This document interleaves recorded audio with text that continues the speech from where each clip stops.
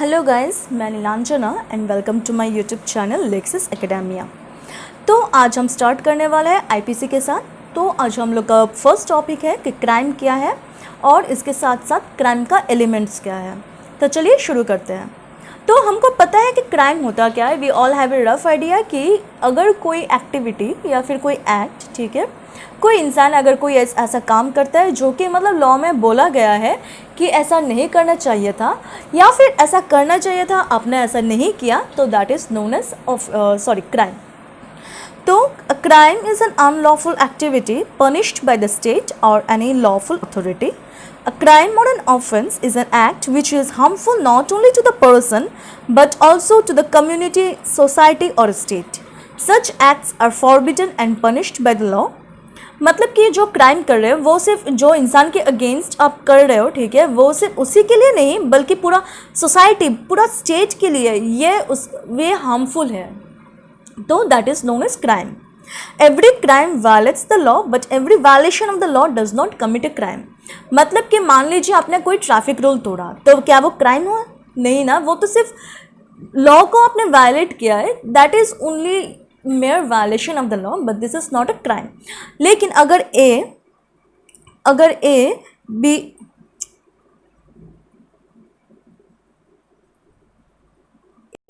B का murder कर देता है, ठीक है, तो ये एक क्राइम है क्योंकि this is harmful for B, not only for B but for the whole society.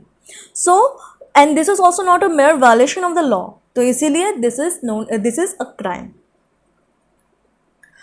तो क्राइम का जो डेफिनेशन है वो बहुत सारे जूरिस्ट ने दिया है, लेकिन हमने सिर्फ गिन चुन के 3 डेफिनेशन को चूज़ किया है because this 3 definitions are the most important definitions. और अगर आपने एग्जाम में यही 3 लिखा है, this is more than enough. तो फर्स्ट है, ब्लैकस्टोन ने डिफाइन किया है crime as an act committed or omitted in violation of a public law either forbidding or commanding it। मतलब कि ब्लैकस्टोन ने बोला है कि अगर कोई एक्टिविटी, कोई इंसान अगर कोई ऐसा काम करता है, ठीक है, जो कि मतलब लॉ में, अगर कोई इंसान कोई एक स्टेट में रह रहा है, मान लीजिए कोई भी एक स्टेट हो, तो वहाँ का जो लॉ है, वहाँ का लॉ बोलता है कि अगर आप ये काम करते हो तो ये गलत है, या फिर आप अगर ये काम नहीं करते हो तो ये गलत है, तो this is known as crime. This definition is very easy और मैंने गिन चुन के यही सब डेफिनेशन रखा because it is very easy to remember and most importantly this 3 definitions more or less the meaning is same. Now the Stephen observed a crime is a violation of a right considered in reference to the evil tendency of such violation as regards the community at large. मतलब कि अगर कोई एक crime करते हैं, ठीक है, अगर कोई इंसान कोई एक ऐसा क्राइम करता है जो कि मतलब दूसरों का जो राइट है वो वायलेट करता है, ठीक है, तो और वो वायलेशन जो है वो एक गलत टेंडेंसी के साथ किया है, मतलब वो चाहता है कि उसका वायलेट हो और उसका जो टेंडेंसी है, ठीक है, वो पूरा इविल है, पूरा गलत है, तो that is known as crime. Oxford Dictionary defines crime as an act punishable by law as forbidden by statute or injurious to the public welfare। मतलब कि क्राइम जो है वो एक ऐसा एक्टिविटी है, ऐसा काम है, ठीक है, करना जो कि मतलब लॉ बोला है कि ये पनिशेबल है, अगर आपने ये काम किया है तो ये पनिशेबल है, या फिर अगर आपने या फिर मतलब कोई अगर स्टैचूट बोलता है कि आपको ऐसा नहीं करना चाहिए, या फिर पब्लिक वेलफेयर के लिए, ठीक है, वो गलत काम है। जैसे मर्डर करना गलत काम है, ठीक है, किडनैप करना गलत काम है, ये सब जो गलत काम है वो सब पब्लिक वेलफेयर के लिए भी बहुत हार्मफुल है, तो that is known as crime. तो हमने देखा है कि क्राइम होता क्या है, ठीक है, क्राइम का डेफिनेशन क्या है। तो अभी हम लोग देखने वाले हैं कि क्राइम का जो एलिमेंट्स हैं वो सब क्या है। तो first of all we all know that crime has to be committed by any person, ठीक है, तो कौन सा person, can a company commit a crime? तो सेक्शन 11 ने बोला है कि जो क्राइम करेगा, ठीक है, वो कोई भी इंसान हो सकता है, चाहे वो जीता जागता इंसान ही क्यों ना हो, चाहे वो कंपनी, कोई एसोसिएशन, कोई बॉडी ऑफ पर्सन्स, ठीक है, body of persons is also sometimes regarded as a company or partnership, जो कुछ भी है, ठीक है, whether incorporated or not, we all know that a company is an incorporated body, ठीक है, तो body of persons is also a company, लेकिन whether this is incorporated or not, ठीक है, अगर वो लोग क्राइम करते हैं तो they will be made liable under IPC. तो human being must commit wrongful act to fulfill first element of a crime. तो I hope you are clear with this. I don't think I should read out the whole paragraph, क्योंकि आप लोग को I hope कि आप लोग को समझ में आया होगा. अगर नहीं तो आप ये पढ़ सकते हो, आप मेरे वीडियो का जो भी कंटेंट है आप यूज़ कर सकते हो, but that use should be for your educational purposes. तो नेक्स्ट है हम लोग का मेंस रिया और गिल्टी इंटेंशन. तो मान लीजिए ए और बी है, ठीक है, दो दोस्त हैं, लेकिन दोनों में झगड़ा हो गया, क्योंकि दोस्ती में अक्सर झगड़ा होता रहता है, दैट्स अ नॉर्मल थिंग, ठीक है, लेकिन झगड़ा इतना हद तक बढ़ गया है कि ए ने पूरा सोच लिया कि बी को मार के ही छोड़ेगा वो, ठीक है. तो ए ने क्या किया, एक चाकू लिया और सीधा बी के पेट में घुसा दिया, लेकिन उसको पता है कि अगर इसी जगह पे, इसी पॉइंट पे, बी का जो पेट है, इसी पॉइंट पे अगर वो चाकू घुसाता है तो बी मर जाएगा. तो ये जो उसका इंटेंशन है ना, गलत इंटेंशन, ये तो गलत ही हुआ ना, किसी को मारना. तो ये जो गलत इंटेंशन है ये ए में है, ए इज़ गिल्टी. तो यही चीज़ बोलता है मेंस रिया. मेंस रिया का मतलब यही होता है कि गिल्टी इंटेंशन. मेंस रिया जो है, ठीक है, it is based upon a principle, famous maxim, sorry, एक्टस नॉन फेसिट रियम नेसी मेंसिट रिया. तो ये जो इतना बड़ा जो प्रिंसिपल जो मैगजीन है, ठीक है, इसको हमने दो डिवीजन किया है. फर्स्ट है मेंस रिया, नेक्स्ट है एक्टस रियस. तो मेंस रिया क्या होता है, गिल्टी माइंड, मतलब गिल्टी इंटेंशन. उसको पता है कि वो जो कर रहा है वो गलत है, ठीक है, उसका इंटेंशन क्या है, बी को मारना. तो ये जो चीज़ है उसको पता है कि ये गलत है, that is known as mens rea. तो मेंस रिया जो है, ठीक है, उसके साथ साथ मोटिव भी होना पड़ेगा, मतलब कि ए का जो मोटिव था बी को मारना, ठीक है, this is also equally important. It means that guilty intention and guilty act together constitute a crime. It comes from a maxim that no person can be punished in a proceeding of criminal nature unless it can be shown that he has a guilty mind. अगर कोई इंसान, मान लीजिए ये एक example है, ठीक है, मान लीजिए ए एक शिकारी है, ठीक है, वो शिकार करने गया है. क्या शिकार करने गया है, डियर को, ठीक है. तो ए ने जैसे ही बंदूक चलाया, ठीक है, बंदूक की गोली जाके लगा बी को, लेकिन ए को लगा कि ये जो गोली लगा है वो डी को लगा है.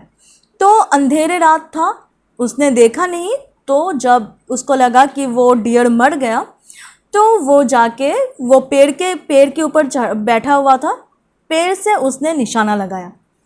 तो पेड़ से जब वो वापस जब ज़मीन पे आया तो देखा कि जो गोली है वो बी को लगा है. तो यहाँ पे क्या can A be made liable under IPC? He can be made liable under IPC, लेकिन मैंने जो पहले एग्जाम्पल दिया था, ए ने जो मर्डर किया बी का, इसका जो नतीजा है, इसका जो भी पनिशमेंट है वो बहुत हद तक इस केस में कम होगा, लेकिन ये भी पनिशेबल होगा. तो इसमें क्या है, हमने पहले देखा है कि ए जो बी को मारा, that was not, he had no intention of killing B, ठीक है, और उसका कोई मोटिव नहीं था कि वो बी को मारे, उसका मोटिव था कि डियर को मारना है, ठीक है. तो ये सब चीज़ we have to see in order to constitute a crime. तो यहाँ पे कुछ केस लॉस दिया है, Kartar Singh versus state of Punjab. इसमें बोला है कि सुप्रीम कोर्ट ने बोला है कि जो पेनल का जो प्रोविजन है वो you have to read those provisions along with those provisions जिसमें बोला गया है कि मेंस रिया जो है मेंस डे का जो एलिमेंट है वो सब भी पढ़ना पड़ेगा जब तक कोई भी एक ऐसा क्राइम हो जो कि मतलब आईपीसी में दिया हुआ है जिसका कोई मेंस डे नहीं चाहिए, ठीक है, तो उस प्रोविजन सब पढ़ना पड़ेगा। The Supreme Court held that, I hope you are clear with this, मैं फिर से एक बार रिपीट कर देती हूँ। मतलब कि अगर कोई एक इंसान क्राइम करता है, ठीक है, तो you have to read out the provisions under which he is made liable, साथ साथ इसका जो भी मतलब रिलेटेड सेक्शंस है, ठीक है। तो सुप्रीम कोर्ट ने ये बोला है कि अगर कोई इंसान if he is found liable, found guilty under IPC, तो उसके साथ साथ वो सब प्रोविजंस भी पढ़ना पड़ेगा जिसमें बोला गया है कि मेंस डे का एलिमेंट भी मतलब पढ़ना पड़ेगा। अनलेस वो स्टैट्यूट बोलता है कि मेंस डे जो है वो सब नहीं चाहिए, अगर वो ऐसा कोई क्राइम होता है तो Hyam versus DPP, we all know that intention plays a very important role while constituting a crime। तो इसमें क्या होता है, डी जो है वो मिसेस बूथ का जो लेटर बॉक्स है उसमें आग लगा देता है। तो उसको पता है कि वो जो आग लगाया वो डराने के लिए, ठीक है, और उसको ये भी पता है कि उसने जो आग लगाया उसका नतीजा क्या होगा, वो बहुत ही भयानक नतीजा होगा, बहुत गलत नतीजा होगा, ठीक है, लेकिन फिर भी ये सब जान के उसने ऐसा किया। इसमें क्या हुआ, मिसेस बूथ के जो 2 बच्चे थे वो मर गए, तो इसीलिए D is made liable under IPC. तो नेक्स्ट हम लोग का केस है आर वर्सेस प्रिंस। इसमें क्या होता है, प्रिंस जो है वो एक 16 साल की लड़की को लेकर भाग जाता है। तो जब लड़की के पिताजी ने जब केस किया तो प्रिंस ने बोला है कि लड़की ने मुझे खुद बोला है कि लड़की 18 साल की है, प्लस वो देखने से लगती है कि शी इज़ अबव 18।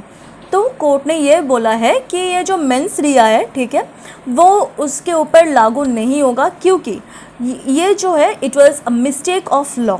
लेकिन सिंस उसने 16 साल की लड़की को लेकर भाग गया इसलिए ही इज़ मेड लायबल, लेकिन उसका मेंस रिया, उसका गिल्टी इंटेंशन नहीं था। अगर उसको पता होता कि वो 16 साल की है तो शायद वो नहीं करता, इसीलिए ये मेंस रिया जो है उसके ऊपर एप्लीकेबल नहीं होगा। ओम प्रकाश वर्सेस पंजाब, उसमें क्या होता है, डिफेंडेंट जो है, ठीक है, वो अपने बीवी को खाना पीना नहीं देता था, लेकिन उसको पता है कि अगर उसकी बीवी को खाना पीना नहीं देगा वो मर जाएगी। अकॉर्डिंगली वो मर गई, तो he is made liable. Negligence is mains rea, तो नेग्लिजेंस के बारे में आप लोगों ने पढ़ा ही होगा टॉट में, तो नेग्लिजेंस फिर से मैं बोल देती हूँ कि नेग्लिजेंस जो है, ठीक है, वो मतलब अगर आप कोई काम कर रहे हो तो you have to take utmost care of something. जैसे मान लीजिए कि आप ड्रिंक कर रहे हो साथ में ड्राइव कर रहे हो विच इज़ इलीगल, लेकिन अगर आप ड्रिंक एंड ड्राइव कर भी रहे हो, ठीक है, you have to be very careful कि आप कोई किसी को you don't collide with anything, ठीक है।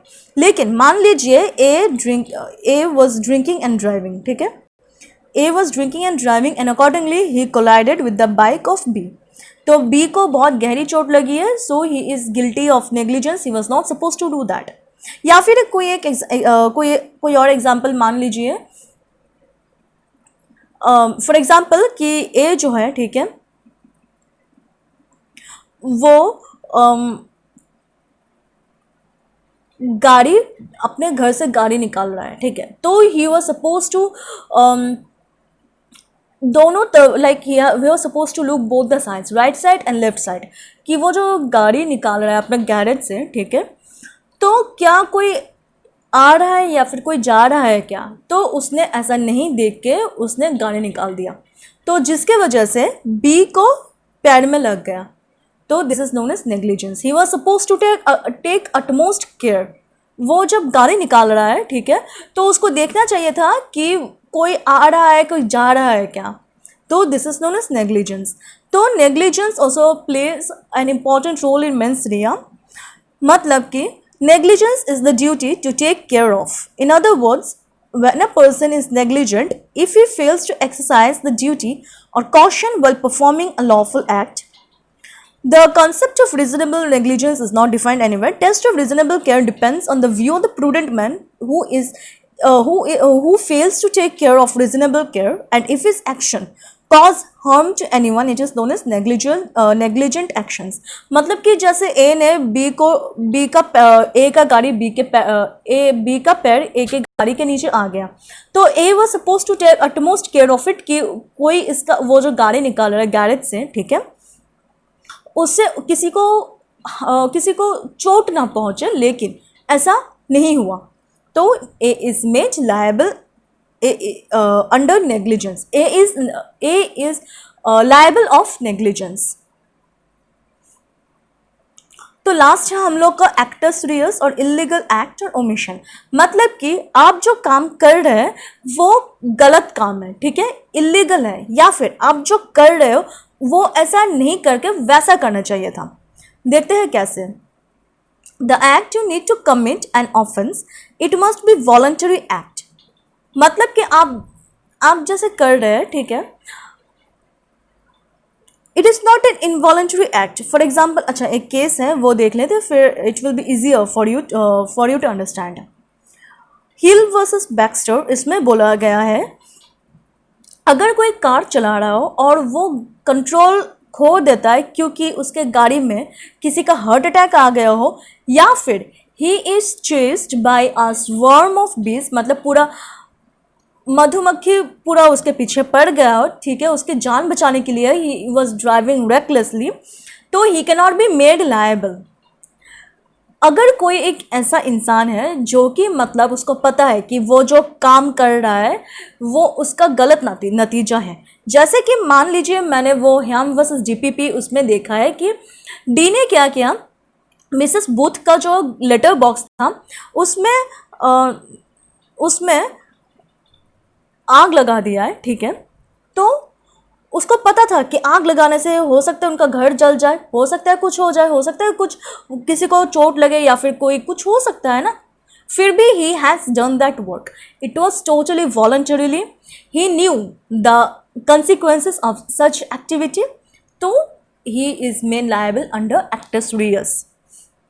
Actus reus is the wrongful act or task committed by a person, and mens rea is the state of mental aptitude behind such act. मतलब कि actus reus जो है वो एक wrongful activity है, ठीक है, वो गलत काम है, committed by a person, किसी इंसान ने मर्डर किया, वो मर्डर गलत काम है, वो एक्टस रियस है। मेंस या क्या है, उसका जो इंटेंशन था, बी को खत्म करने का जो इंटेंशन था, ठीक है, ये मेंस रिया है। Please don't get confused between this two. Mens rea is a term from which a famous Latin maxim, actus non facit reum nisi mensit rea, had been derived. Actus non facit reum nisi mensit rea further explains as to how mens rea is applicable in committing an offense or a crime. It states that if a guilty mind or intent is accompanied by a wrongful act, then only a person will be made liable. This maxim is used to determine whether an act committed by a person is an offense or crime or not. मतलब कि acts Reis जो है वो मतलब बोलता है कि एक इंसान, अगर कोई इंसान गलत काम करता है, ठीक है, तो गलत काम के साथ साथ मेंस रिया भी है, ठीक है, उसका गलत इंटेंशन भी है, तो he is made liable under the banner crime और ऑफेंस, ठीक है। तो I hope you are all clear with this. अगर आपको वीडियो अच्छी लगी हो तो इसको लाइक ज़रूर कर देना। अगर आप मेरे चैनल में नए हो तो उसको सब्सक्राइब ज़रूर कर देना, बेल आइकन ज़रूर दबाना, इसको लाइक कर देना, जितना हो सके उसको शेयर करना, कमेंट करना। Thank you.